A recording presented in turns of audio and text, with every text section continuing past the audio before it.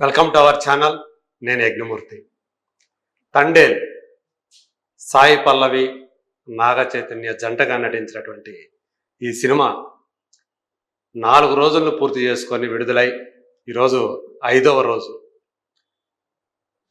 మనందరికీ తెలుసు, love story తర్వాత ఆ ఇద్దరు కూడా జంటగా నటించినటువంటి సినిమా ఇది. అంటే ఇది 2వ సినిమా వాళ్ళ కలయికలో వచ్చింది.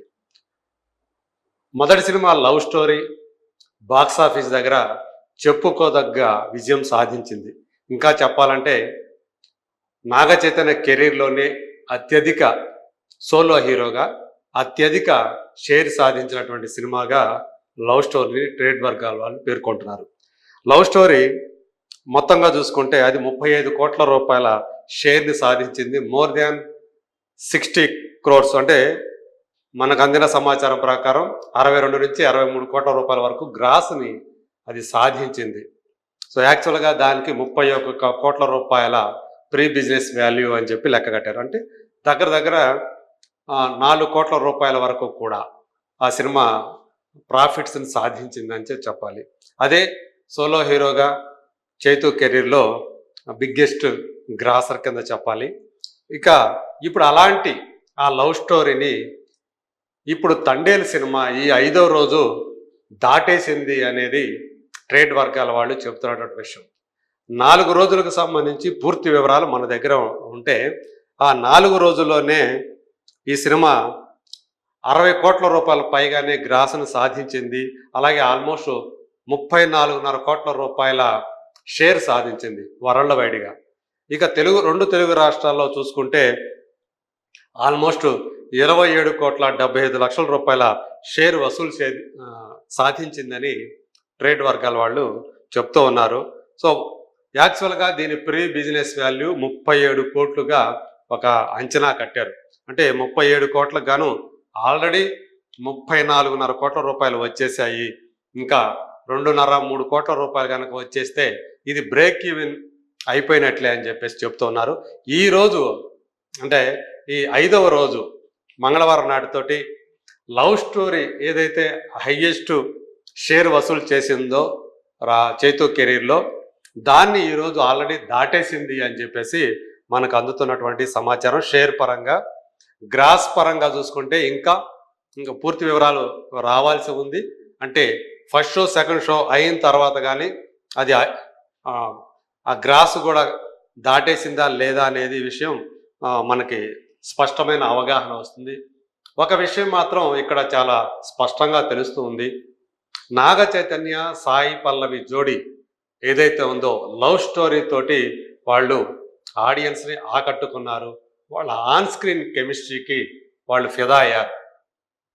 తండేల్లో లవ్ స్టోరీని మించి సెకండ్ హాఫ్లో ఎన్ని ఫ్లాస్ ఉన్నప్పటికీ కూడా పాకిస్తాన్లో ఉన్నటువంటి ఆ జైలు సన్నివేశాలు ఎంత అన్రియలిస్టిక్గా ఉన్నప్పటికీ కూడా, చాలా నాటకీయంగా ఉన్నప్పటికీ కూడా ప్రేక్షకులు చాలా మంచిగానే, అంటే భారీ విజయాన్ని కట్టబెట్టే దిశగానే తండేల్ని ముందుకు తీసుకువెడుతున్నారు బాక్సాఫీస్ దగ్గర అనేది విషయం మనకి తెలుస్తూ ఉంది. ఆ రాజు సత్య, సో రాజు సత్యాన్ని బుజ్జి తల్లి అని ప్రేమగా పిలుచుకుంటూ ఉంటాడు. సో ఆ పిలుపు అతనికి మాత్రమే పరిమితం అన్నట్లుగా సత్య కూడా ఆ సినిమాలో ప్రవర్తిస్తుంది. ఇంకెవరైనా సరే ఆ పేరుతో ఆమెను పలకరిస్తే ఆమెకు నచ్చదు. అలాంటి రాజు సత్యల ప్రేమ కథని దర్శకుడు చందు మొండేటి సెల్యులాయిడ్ మీద ఆవిష్కరించిన విధానం ఏదైతే ఉందో అది లవ్ స్టోరీని మించి మరింతగా ఆకట్టుకుంటుందని చెప్పేసి ఈ కలెక్షన్ల ట్రెండ్ను బట్టి మనకి అర్థమవుతూ ఉంది. సో వాళ్ళిద్దరి అంటే తండేల్లో మోర్ ఇంటెన్స్ఫుల్గా వాళ్ళిద్దరి యొక్క ఆ ప్రేమ సన్నివేశాలు, ప్రణయ సన్నివేశాలు బాగా వచ్చాయి. సో నిజమైన ప్రేమికులుగా వాళ్ళు తెర మీద ప్రదర్శించినటువంటి అభినయాన్ని ప్రేక్షకులు ఆశీర్వదిస్తున్నారు. వాళ్ళ ఆన్ స్క్రీన్ కెమిస్ట్రీకి ముచ్చటపడుతున్నారు అని చెప్పేసి మనకి అర్థమవుతుంది. అలాగే దేవిశ్రీ ప్రసాద్ ఇచ్చినటువంటి మ్యూజిక్, సో అది బ్యాక్గ్రౌండ్ స్కోర్ కానివ్వండి, అలాగే పాటలకు కానివ్వండి, ప్రధానంగా ఆ బుజ్జి తల్లి అంటూ రాజు పాడే పాట ఏదైతే ఉందో అది చాలా బాగా ఆడియన్స్ని ఒక రకంగా చెప్పాలంటే మెస్మరైజ్ చేసిందనే చెప్పాలి. యూట్యూబ్లో కూడా ఆ పాట లిరికల్ వీడియో చాలా బాగా ఆదరణ పొందింది. అలా అని చెప్పేసి ఓం నమ శివాయ పాటను కానీ, అలాగే హైలెస్సో హైలెస్సో పాటను కానీ తక్కువ చేయాల్సిన పని లేదు. ఓం నమ శివాయ పాటలో సాయి పల్లవి చేసినటువంటి నృత్యాలు ఏవైతే ఉన్నాయో అది టాప్ నాచ్లో ఉన్నాయని చెప్పేసి కూడా అందరూ కూడా అంగీకరిస్తున్నటువంటి విషయం.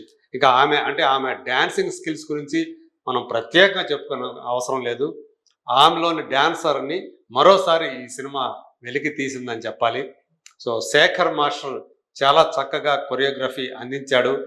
అంతకుముందు అతను కొన్ని పాటలకు ఇచ్చినటువంటి కొరియోగ్రఫీ విమర్శలకు తావిచ్చిన విషయం మనం చూసాం.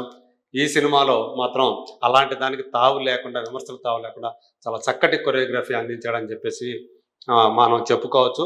అలాగే అదే ఓం నమ శివాయల పాటలో నాగ చైతన్య సైతం కూడా చాలా చక్కగా డ్యాన్స్ చేశాడు. స్వతహాగా అతను మంచి డ్యాన్సర్ కాకపోయినప్పటికీ కూడా.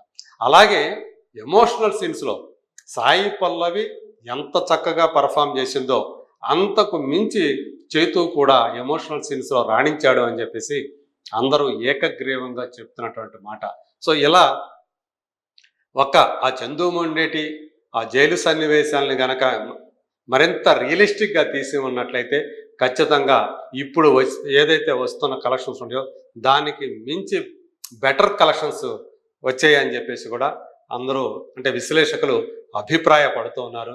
ఏదేమైనప్పటికీ కూడా ఒక గీత ఆర్ట్స్ బ్యానర్ నుంచి వచ్చినటువంటి ఒక మంచి చక్కని సినిమాగా అంటే ఇంటిల్లిపాది కలిసి చూడదగ్గ సినిమాగా తండేల్ అనేది వచ్చింది. సో దాంట్లో కొన్ని లోపాలు ఉండవచ్చు. ఒరిజినల్గా మొదట అనుకున్న కథని చందు మొండెట్టి కాస్త మార్చి ఉండవచ్చు. సో అయినప్పటికీ కూడా ఈ సినిమా చైతు కెరీర్కి ఒక బిగ్ బూస్ట్ని ఇచ్చిందనేది మాత్రం ఖచ్చితంగా మనం చెప్పుకోవచ్చు. ఎందుకంటే మునుపటి అతని 2 సినిమాలు థ్యాంక్ యూ అలాగే కస్టడీ. థ్యాంక్ యూ అనే సినిమాకి ప్రొడ్యూసర్ దిల్ రాజు అయినప్పటికీ కూడా అది చాలా లీస్ట్ కలెక్షన్స్ సాధించి డిజాస్టర్ అయింది. ఈవెన్ కస్టడీ కూడా దానికి డబల్ సాధించినప్పుడు కూడా అది కూడా డిజాస్టరే. సో ఇప్పుడు ఆ 2 సినిమాల కలెక్షన్ ఏదైతే ఉందో ఇది 2.5 రోజుల్లోనే లవ్ స్టోరీ దాటేసింది అని చెప్పేసి మనకు సమాచారం అందుతుంది.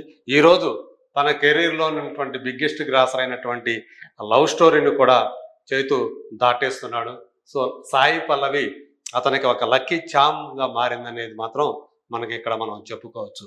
సో మొత్తానికి ఇది వాళ్ళిద్దరూ కూడా అంటే చైతు పల్లవి కలిసి తమ మునుపటి ఆ లవ్ స్టోరీ రికార్డు ఏదైతే ఉందో బెస్ట్ గ్రాసర్ రికార్డుని ఇప్పుడు తండేలు మూవీతో దాన్ని దాటేశారు, అధిగమించారు అనేది ట్రేడ్ వర్గాల వాళ్ళు చెప్తున్నటువంటి మాట.